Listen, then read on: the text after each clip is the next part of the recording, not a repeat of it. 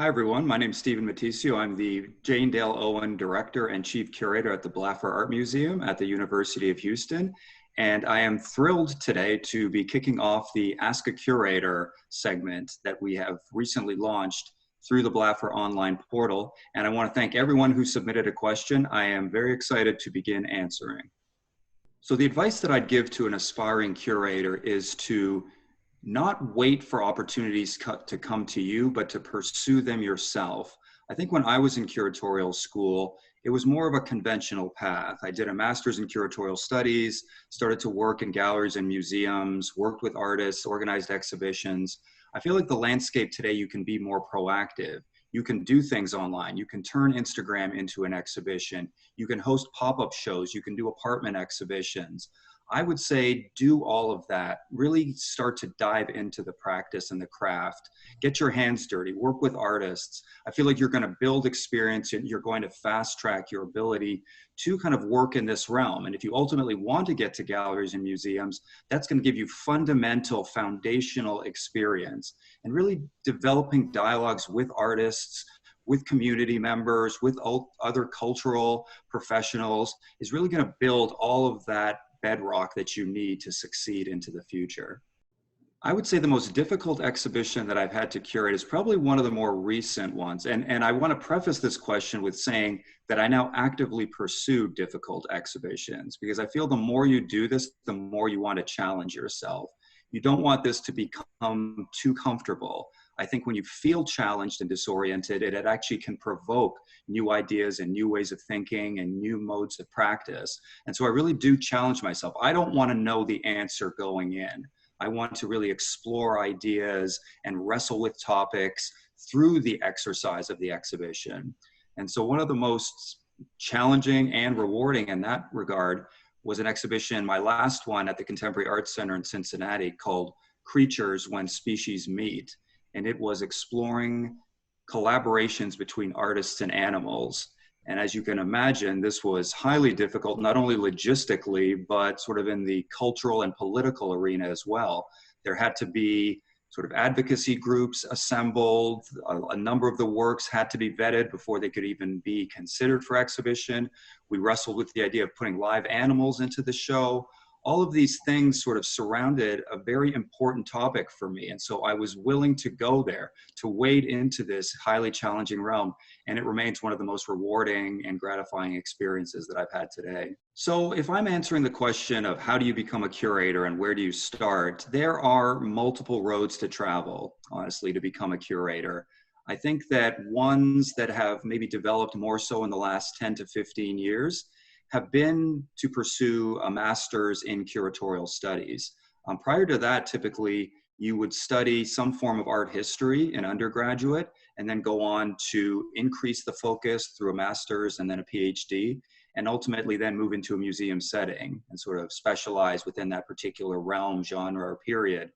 I think when you're looking at curating contemporary art, the field is much more expansive and elastic.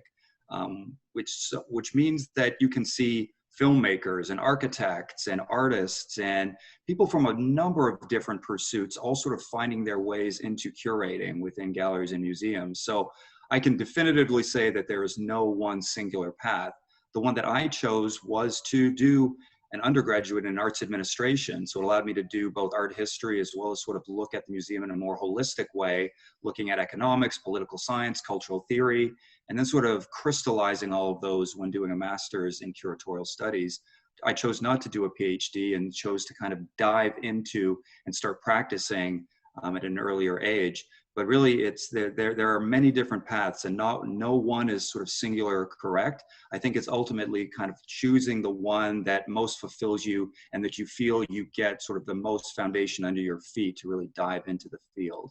So what makes the curatorial profession truly rewarding is that I think the knock against art sometimes in contemporary art is that it's disconnected with the everyday matters of society, that when we're looking at sort of the real issues, that art is a luxury product, that it's non-essential in some ways.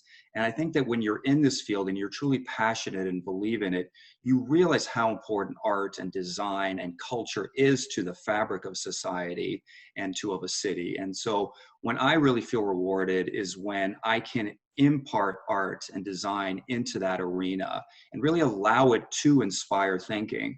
Oftentimes, contemporary artists are called the philosophers of our time. And really, before you get to action and sort of physical sort of improvements within society, I feel like it needs to start with ideas and the changing of paradigms and sort of the psychological and social landscape.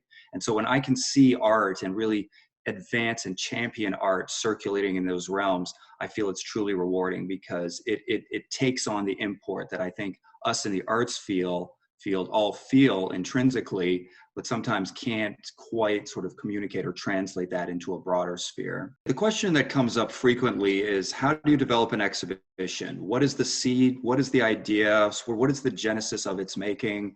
And again, there are multiple courses, avenues, and paths that can be applied when thinking about the development of an exhibition. I think for me, it's important to have firsthand experience and do that research. You're going out, you're seeing shows, you're meeting artists, you're seeing work. And really the pivot point is when you see something that resonates and you're like, okay, this is the beginning of an exhibition. I want to develop this. Really what I pursue is when an artwork or an artist intrigues me, but is elusive at the same time. That it sparks my curiosity. I want to know more, but it doesn't fully reveal itself upon first glance. And to me, when something resonates, that's when I want to share it with a larger audience. I feel like I have this tremendous platform being a curator to say, this is what I think is interesting. I hope you do as well. And the exhibition is really the platform to do that.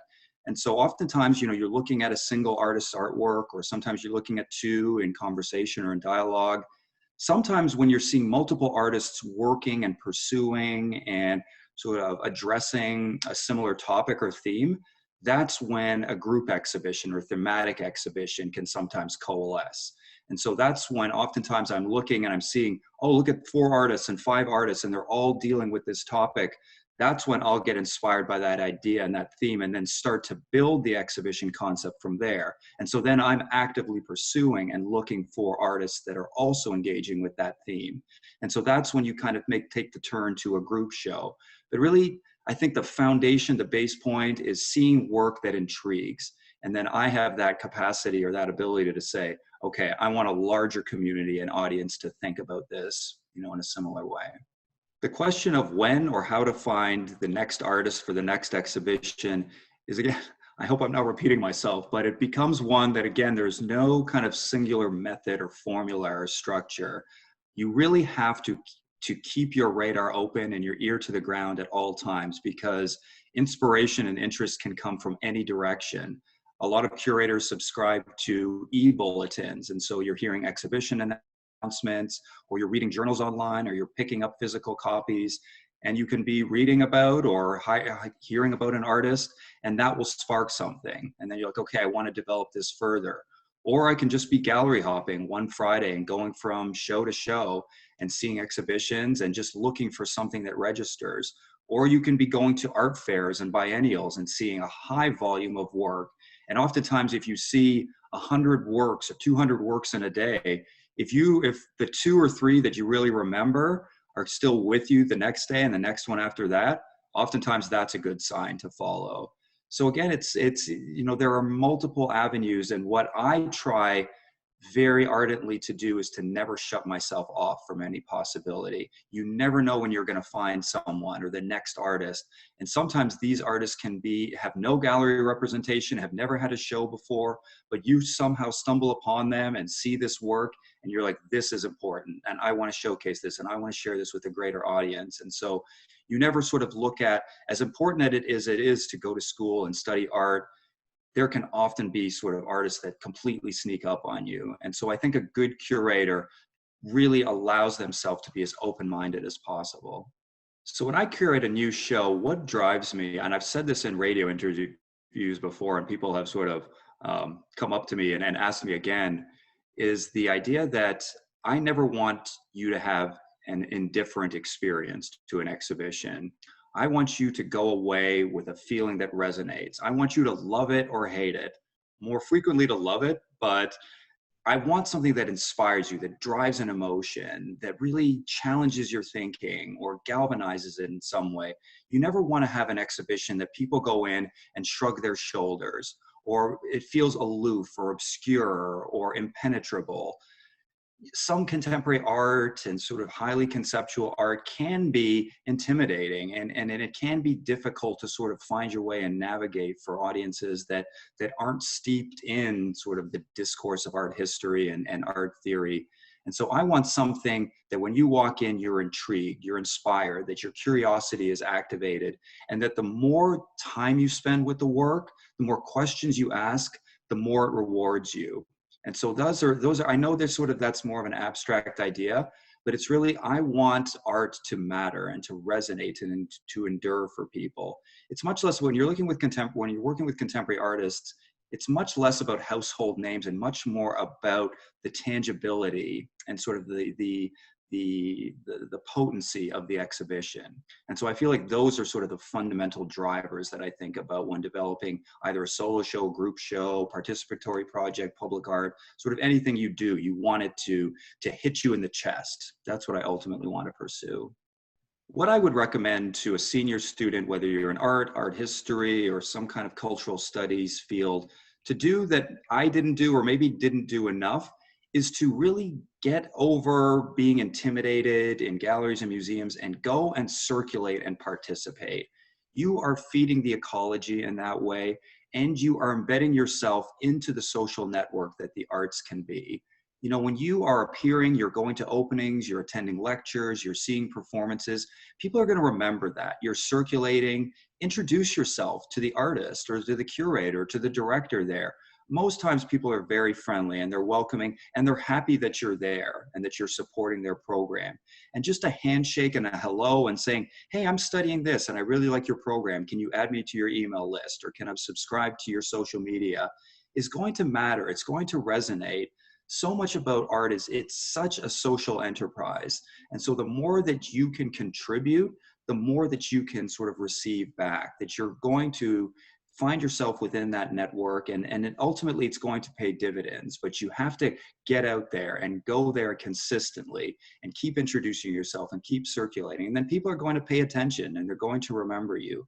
And so I did that a little bit, but I feel like you can do that a lot more today. There are so many more opportunities and platforms and stages to do so. So I would highly, highly, highly recommend that. And please do it at the Blaffer. Come up and say hello to me. We would love to have you and sort of be here and experience all that we're doing at the museum. Thank you again for participating. I hope that you enjoy the answers, and I hope to see you again. We're going to keep this program going. There are going to be other curators, and we look forward to future questions and future inquiries, and to welcome you back to the museum, hopefully sometime soon.